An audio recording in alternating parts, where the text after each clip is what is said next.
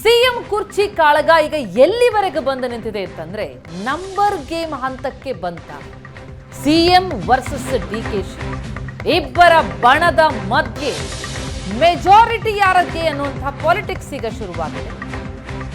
DKShi ಬಣಕ್ಕೆ ತಮಗಿರುವ majority ಲೆಕ್ಕವನ್ನ ಕೊಟ್ಟಿದೆ ಸಿದ್ದರಾಮಯ್ಯ ಬಣ. CM ಬದಲಾವಣೆಯ ಕೂಗು ಎಬ್ಬಿಸಿದವರ ವಿರುದ್ಧ ನಂಬರ್ ಅಸ್ತ್ರ, ಮೆಜಾರಿಟಿ ನಂಬರ್ ನೆನಪು ಮಾಡಿಕೊಡ್ತಾ ಇದೆ ಸಿಎಂ ಬಣ. ಲೋಕಸಭಾ ಚುನಾವಣೆಯಲ್ಲಿ ಯಾವೆಲ್ಲ ಸಚಿವರುಗಳು ಕೆಲಸ ಮಾಡಿಲ್ಲ, ಕ್ಷಮತೆ ತೋರಿಲ್ಲ, ಅದರ ಬಗ್ಗೆ ರಿಪೋರ್ಟ್ ರೆಡಿ ಮಾಡಿಸ್ತೀವಿ. ಜೊತೆಗೆ ಮೂರು ಡಿಸಿಎಂ ಎನ್ನುವಂತಹ ಧ್ವನಿ ಎತ್ತಾ ಇರೋರ ವಿರುದ್ಧ ನೋಟಿಸ್ ಅಸ್ತ್ರ ಪ್ರಯೋಗಿಸ್ತೀವಿ ಅಂತ ಡಿಕೆ ಶಿವಕುಮಾರ್ ಹೇಳಿದ್ದಕ್ಕೆ ಸಿಎಂ ಬಣ ಮೆಜಾರಿಟಿ ನಂಬರ್ ನೆನಪು ಮಾಡಿಕೊಟ್ಟು ಪ್ರತ್ಯಾಸ್ತ್ರವನ್ನ ಹೂಡ್ತಾ ಇದೆಯಾ? ನಂಬರ್ ಗೇಮ್ ಹಂತಕ್ಕೆ ಬಂದು ನಿಂತ ಹಾಗಿದ್ರೆ ಸಿಎಂ ಕುರ್ಚಿ ಕಾಳಗ.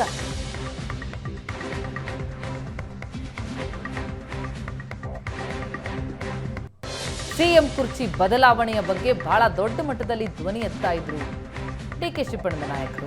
ಅದಕ್ಕೆ ಪ್ರತಿಯಾಗಿ ಮೆಜಾರಿಟಿ ನಂಬರ್ ನೆನಪು ಮಾಡಿಕೊಡ್ತಾ ಇದೆ ಸಿಎಂ ಬಣ.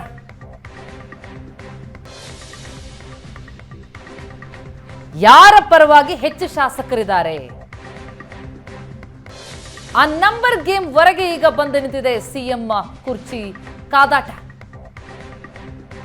ಹೆಚ್ಚು ಶಾಸಕರ ಬೆಂಬಲ ಯಾರ ಪರ ಇರುತ್ತೋ ಅವರು ಮುಖ್ಯಮಂತ್ರಿ ಗಾದಿಗೇರಿರ್ತಾರೆ ಎನ್ನುವುದರ ಮೂಲಕ ಸಿಎಂ ಬದಲಾವಣೆ ಕಿಚ್ಚಿಗೆ ಸಚಿವ ಮಹದೇವಪ್ಪ ತಿರುಗೇಟ್ ಕೊಡ್ತಾ ಇದ್ದಾರೆ.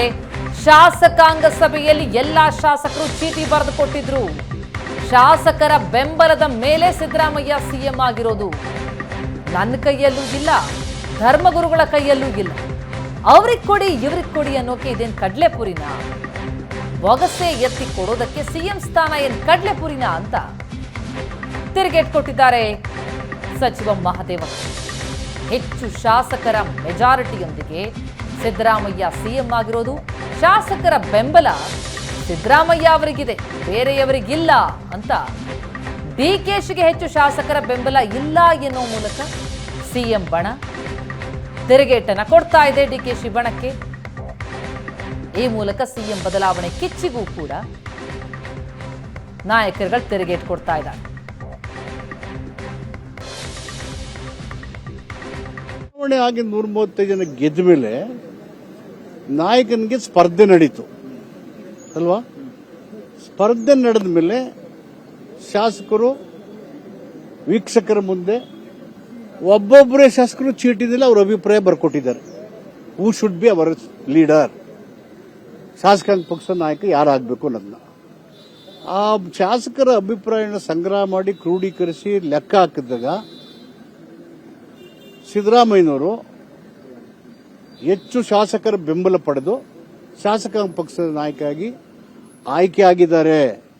ಈ selected by the honourable MLAs. ಆ ಆಯ್ಕೆಯನ್ನ ಹೈಕಮಾಂಡ್ ಮಾನ್ಯತೆ ಮಾಡಿ ಅವರನ್ನು ಮುಖ್ಯಮಂತ್ರಿ ಮಾಡಿದ್ದಾರೆ. ಚುನಾವಣೆ ನಡೆದದ್ದು ಜನ ಆಶೀರ್ವಾದ ಮಾಡಿದ್ದಾರೆ. MLAಗಳಿಗೆ ಆಶೀರ್ವಾದ ಮಾಡಿದಂಥ ಪ್ರತಿನಿಧಿಗಳು ಶಾಸಕರನ್ನ ಆಯ್ಕೆ ಮಾಡೋಕ್ಕೆ ಅವ್ರ ಬೆಂಬಲ ಕೊಟ್ಟಿದ್ದಾರೆ. ಇವೆಲ್ಲವನ್ನ ಗಮನಿಸಿದ ಹೈಕಮಾಂಡ್ ಶಾಸಕ ಜನರ ಆಶೀರ್ವಾದ, ಶಾಸಕರ ಬೆಂಬಲ ಎಲ್ಲವನ್ನ ಕ್ರೋಢೀಕರಿಸಿ ಅವರ ಅಭಿಪ್ರಾಯದಿಂದ ಸಿದ್ದರಾಮಯ್ಯ ಮುಖ್ಯಮಂತ್ರಿ ಮಾಡಿದರು. ಮಾಡಿದ್ಮೇಲೆ where is the place, where is the question?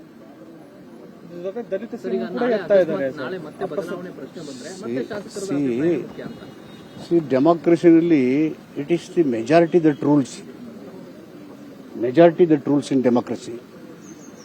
In special occasion, ಬಹುಮತ ಇಲ್ಲದೆ ಇದ್ರೂ ಒಂದು ಸೋಷಿಯಲ್ ಜಸ್ಟಿಸ್ ಅಥವಾ ಇನ್ಯಾವುದೋ ಕನ್ಸಿಡರೇಷನ್ ಇದ್ದಾಗ it's up to the high command.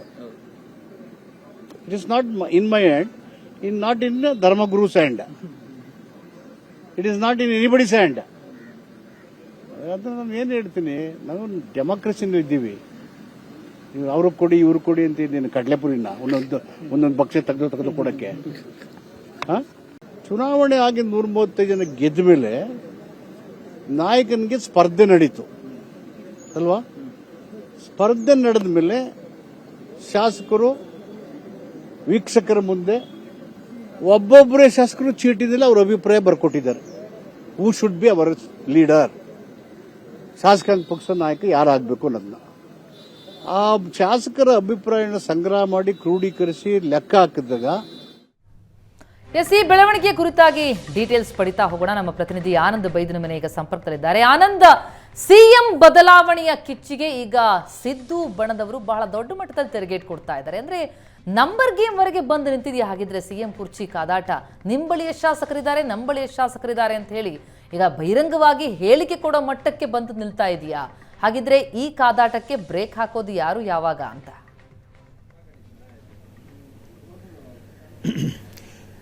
ಪ್ರತಿಮಾ, ಮುಖ್ಯಮಂತ್ರಿಯ ಬದಲಾವಣೆ ಸಂಬಂಧಪಟ್ಟಾಗೆ ಎದ್ದಿರುವಂತಹ ಕೂಗಿಗೆ ಸಹಜವಾಗಿ ಪ್ರತಿರೋಧವನ್ನು ವ್ಯಕ್ತಪಡಿಸುವಂಥ ಪ್ರಯತ್ನಗಳನ್ನು ಕೂಡ ಕೆಲ ನಾಯಕರು ಮಾಡ್ತಾ ಇದ್ದಾರೆ. ಅದರಲ್ಲೂ ಮುಖ್ಯವಾಗಿ ಸಿಎಂ ಪರವಾಗಿ ಬ್ಯಾಟಿಂಗ್ ಮಾಡ್ತಾ ಇರತಕ್ಕಂಥವ್ರು ದಲಿತ, ಹಿಂದುಳಿದ ಮತ್ತು ಅಲ್ಪಸಂಖ್ಯಾತರ ಸಮುದಾಯಕ್ಕೆ ಸೇರಿರತಕ್ಕಂಥ ಸಚಿವರುಗಳು ಮತ್ತು ನಾಯಕರುಗಳು. ಮುಖ್ಯವಾಗಿ ಮಳವಳ್ಳಿಯ ಶಾಸಕರಾಗಿರುವಂಥ ನರೇಂದ್ರ ಸ್ವಾಮಿ ಅವರು ಕೂಡ ಇವತ್ತು ಬೆಳಗ್ಗೆ ಅಂದರೆ ಮುಖ್ಯಮಂತ್ರಿ ಯಾರಾಗಬೇಕು ಅನ್ನುವಂಥ ಒಂದು ಚರ್ಚೆಗೆ ತಮ್ಮದೇ ಆದಂಥ ರೀತಿಯಲ್ಲಿ ವ್ಯಾಖ್ಯಾನ ಮಾಡುವಂಥ ಪ್ರಯತ್ನವನ್ನು ಕೂಡ ಮಾಡಿದ್ದಾರೆ. ದಲಿತಾಸ್ತ್ರವನ್ನು ಅವರು ಪ್ರಯೋಗ ಮಾಡಿದ್ದಾರೆ. ಇನ್ನೊಂದು ಕಡೆ ದಲಿತ ಸಚಿವರಾಗಿರುವಂಥ ಮಹದೇವಪ್ಪನವರು ಕೂಡ ಇವತ್ತು ಸಂಖ್ಯಾಬಲದ ಪ್ರಸ್ತಾಪವನ್ನು ಕೂಡ ಮಾಡಿದ್ದಾರೆ. ಅಂದರೆ ಇವೆಲ್ಲವೂ ಕೂಡ ಬಹಳ ಸ್ಪಷ್ಟವಾಗಿ ಹೇಳ್ತಕ್ಕಂಥದ್ದು, ಯಾರಿಗೆ ಸಂಖ್ಯಾಬಲ ಹೆಚ್ಚು ಯಾರಿಗಿರುತ್ತೋ ಅವರು ನಾಯಕತ್ವವನ್ನು ವಹಿಸಿಕೊಳ್ಳಿಕ್ಕೆ ಅವಕಾಶ ಸೃಷ್ಟಿಯಾಗುತ್ತೆ ಅಂತಕ್ಕಂಥದ್ದು. ಯಾಕೆಂತಂದ್ರೆ ಮುಖ್ಯಮಂತ್ರಿಗಳ ಆಯ್ಕೆ ಮಾಡುವ ಸಂದರ್ಭದಲ್ಲಿ ಅನುಸರಿಸಿರ್ತಕ್ಕಂಥ ಕ್ರಮವನ್ನು ನೆನಪು ಮಾಡಿಕೊಳ್ಳುವ ಪ್ರಯತ್ನವನ್ನು ಕೂಡ ಮಹದೇವಪ್ಪ ಮಾಡಿದ್ದಾರೆ. ಅಂದರೆ ಹೈಕಮಾಂಡ್ ವೀಕ್ಷಕರ ಸಮ್ಮುಖದಲ್ಲಿ ಶಾಸಕರ ಅಭಿಪ್ರಾಯ ಕೇಳಿದಾಗ ಶಾಸಕರು ಹೆಚ್ಚು ಯಾರಿಗೆ ಬೆಂಬಲವನ್ನು ವ್ಯಕ್ತಪಡಿಸಿರೋ ಅವರು ಮುಖ್ಯಮಂತ್ರಿ ಆಗ್ತಕ್ಕಂಥ ಅವಕಾಶ ಸೃಷ್ಟಿಯಾಯಿತು. ಹಾಗಾಗಿ ಸಿದ್ದರಾಮಯ್ಯ ಆಗಿದ್ದಾರೆ. ಈಗ ಹಾಗಾದರೆ ಮುಖ್ಯಮಂತ್ರಿ ರೇಸಲ್ಲಿರ್ತಕ್ಕಂಥ ನಾಯಕರಿಗೆ ಎಷ್ಟು ಜನ ಶಾಸಕರ ಬೆಂಬಲ ಇದೆ ಅಂತಕ್ಕಂಥದ್ದನ್ನು ನೆನಪು ಮಾಡಿಕೊಡ್ತಕ್ಕಂಥ ಮತ್ತು ಅದನ್ನು ಪರಿಪರಿಯಾಗಿ ಹೇಳುವ ಮೂಲಕ ನಿಮಗೆ ಬೆಂಬಲ ಇಲ್ಲ ಅಂತೇಳಿ ಸ್ಪಷ್ಟಪಡಿಸುವಂಥ ಪ್ರಯತ್ನವನ್ನು ಕೂಡ ಕೆಲ ನಾಯಕರು ಮಾಡ್ತಾ ಇದ್ದಾರೆ. ಸಚಿವರುಗಳು ಅದನ್ನು ಬಹಿರಂಗವಾಗಿ ಹೇಳಿಕೆ ನೀಡುವುದರ ಮೂಲಕ ಯಾರಿಗೆ ಯಾವ ಸಂದೇಶ ತಲುಪಬೇಕೋ ಅವರಿಗೆ ಸಂದೇಶವನ್ನು ತಲುಪಿಸುವಂಥ ಪ್ರಯತ್ನವನ್ನು ಮಾಡ್ತಾ ಇದ್ದಾರೆ. ಇಲ್ಲಿ ಬಹಳ ಸ್ಪಷ್ಟವಾಗ್ತಕ್ಕಂಥದ್ದು, ಸಿದ್ದರಾಮಯ್ಯರ ಪರವಾಗಿ ದೊಡ್ಡ ಮಟ್ಟದ ಒಂದು ಕೋಟೆ ನಿರ್ಮಾಣ ಆಗ್ತಕ್ಕಂಥದ್ದು, ಸಂಖ್ಯಾಬಲ ಹೆಚ್ಚಾಗ್ತಕ್ಕಂಥದ್ದು. ಸಿದ್ದರಾಮಯ್ಯರ ಪರವಾಗಿ ಕೇವಲ ದಲಿತ, ಹಿಂದುಳಿದ ವರ್ಗ, ಅಲ್ಪಸಂಖ್ಯಾತ ಸಮುದಾಯಕ್ಕೆ ಸೇರಿರ್ತಕ್ಕಂಥ ಶಾಸಕರಷ್ಟೇ ಅಲ್ಲ, ಬದಲಾಗಿ ಸಿದ್ದರಾಮಯ್ಯರ ಪರವಾಗಿ ಒಂದು ಅಗೋಚರವಾಗಿರ್ತಕ್ಕಂಥ ಒಂದು ಶಕ್ತಿಯೂ ಕೂಡ ಬೆಂಬಲ ಕೊಡುತ್ತೆ ಅಂತಕ್ಕಂಥದ್ದನ್ನ ಆ ರೀತಿಯಾಗಿರ್ತಕ್ಕಂಥ ವಾತಾವರಣ ಸೃಷ್ಟಿ ಮಾಡುವಂಥ ಪ್ರಯತ್ನ ಕೂಡ ಆಗ್ತಾ ಇದೆ. ಹಾಗಾಗಿ ಇದು ಕೇವಲ ಇಲ್ಲಿಗೆ ನಿಲ್ತಕ್ಕಂಥ ಬೆಳವಣಿಗೆ ಅಂತ ಅನಿಸ್ತಾ ಇಲ್ಲ, ಬದಲಾಗಿ ಹೈಕಮಾಂಡ್ ಮಧ್ಯಪ್ರವೇಶ ಮಾಡಿ ಖಡಕ್ ಸೂಚನೆ ಕೊಡೋ ತನಕ ಕೂಡ ಇದು ವಾದ ವಿವಾದ ಮುಂದುವರೆದೇ ಇರ್ತದೆ. ಆದರೆ ಒಂದಂತೂ ಸ್ಪಷ್ಟ ಆಗ್ತಾ ಇರತಕ್ಕಂಥದ್ದು, ಸಿದ್ದರಾಮಯ್ಯವ್ರನ್ನ ಅಧಿಕಾರದ ಕೆಳಗಿಳಿದು ಡಿ.ಕೆ. ಶಿವಕುಮಾರ್ಗೆ ಅಧಿಕಾರ ಬಿಟ್ಕೊಡಿ ಅಂತೇಳಿ ಚಂದ್ರಶೇಖರ್ ಸ್ವಾಮೀಜಿ ಹೇಳ್ತಿದ್ದಾಗೇನೆ, ಅಂದರೆ ಸಮುದಾಯದ ಒಳಗಿದ್ದಂಥ ಅಭಿಪ್ರಾಯಗಳನ್ನು ಸ್ವಾಮೀಜಿಗಳು ಬಹಿರಂಗವಾಗಿ ವ್ಯಕ್ತಪಡಿಸ್ತಿದ್ದ ಹಾಗೇನೆ ಅದಕ್ಕೆ ಪ್ರತಿರೋಧವಾಗಿ ಎಷ್ಟು ದೊಡ್ಡ ಸಂಖ್ಯೆಯ ಒಂದು ಸಂಖ್ಯಾಬಲ ಇದೆ, ಎಷ್ಟು ದೊಡ್ಡ ವಿರೋಧಗಳಿದೆ, ಅವೆಲ್ಲವೂ ಕೂಡ ಈಗ ಸಹಜವಾಗಿ ಹೊರಗಡೆ ಬರ್ತಾ ಇದೆ. ಸಚಿವರುಗಳು ಕೂಡ ಅಂದರೆ ಬಹುತೇಕ ಸಚಿವರು ರಾಜಣ್ಣ, ಸತೀಶ್ ಜಾರಕಿಹೊಳಿ, ಮಹದೇವಪ್ಪ, ಜಮೀರ್ ಸೇರಿದಾಗೆ ಪ್ರಮುಖರೆಲ್ಲರೂ ಕೂಡ ಸಿದ್ದರಾಮಯ್ಯ ಪರವಾಗಿ ಬ್ಯಾಟಿಂಗ್ ಮಾಡ್ತಕ್ಕಂಥ ಪ್ರಯತ್ನವನ್ನು ಮಾಡ್ತಾ ಇದ್ದಾರೆ.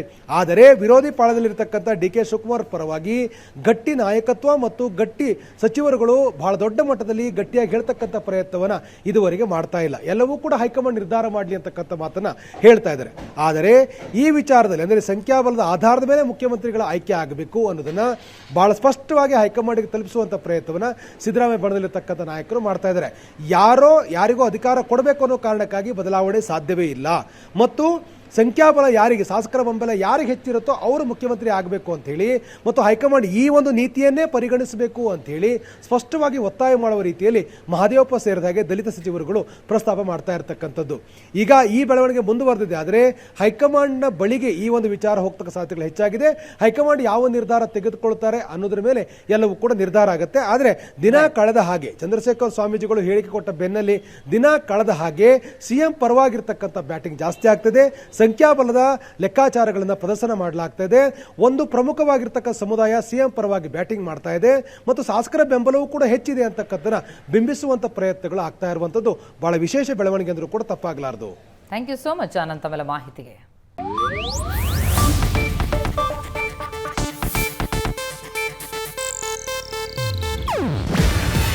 ಇದು ಏಷ್ಯಾನೆಟ್ ನ್ಯೂಸ್ ನೆಟ್ವರ್ಕ್ ಪ್ರಸ್ತುತಿ. ನೀವು ನೋಡ್ತಿದ್ದೀರಾ ಏಷ್ಯಾನೆಟ್ ಸುವರ್ಣ ನ್ಯೂಸ್.